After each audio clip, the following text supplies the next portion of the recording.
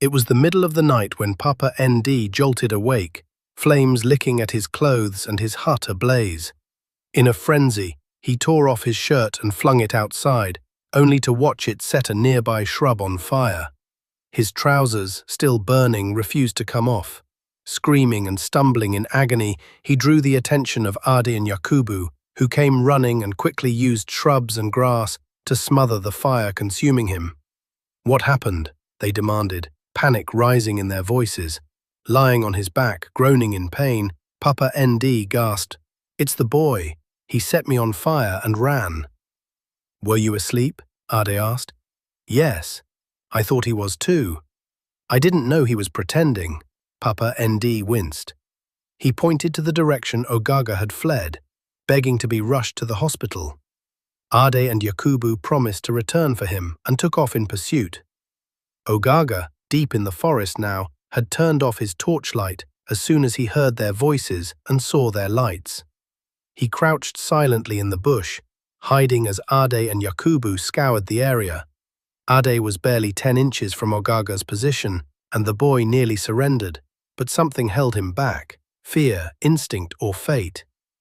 As Ade cut through the shrubs with a machete, he whispered, "Should we finish him here or take him to the shrine?"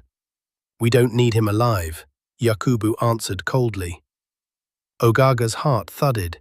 He remained completely still, ignoring the sting of mosquitoes. Eventually, the men moved on. Ogaga used the chance to cross to another part of the forest, deeper into the shadows.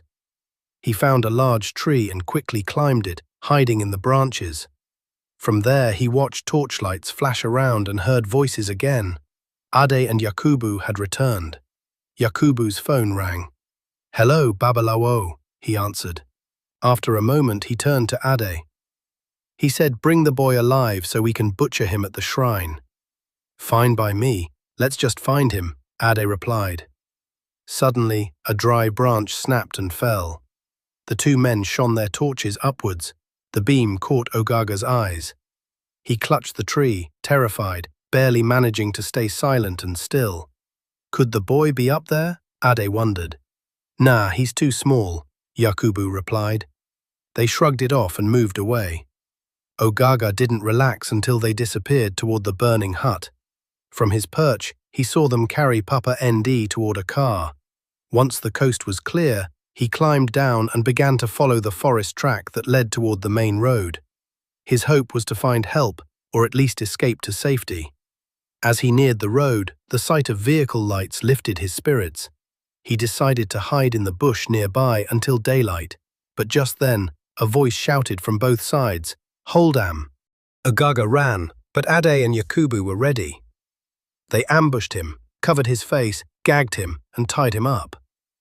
He was shoved into a sack and dumped in the boot of Ade's car, hidden under empty sacks. Their plan was simple. Ade would drive ahead with Ogaga, and Yakubu would follow later, after dropping Papa ND at the hospital. Then they would regroup at the shrine. At the first checkpoint, Ade met familiar officers who waved him down. Confident, he barked at them, refused to open the boot, and sped off. But unknown to him, the officers had alerted another checkpoint ahead. At this second stop, Ade was forced to open his boot. The officers began lifting the sacks. When they insisted on untying the one with Ogaga, Ade made a desperate dash into the bush. He didn't get far. The officers caught him, handcuffed him, and returned to find the sack opened and Ogaga alive.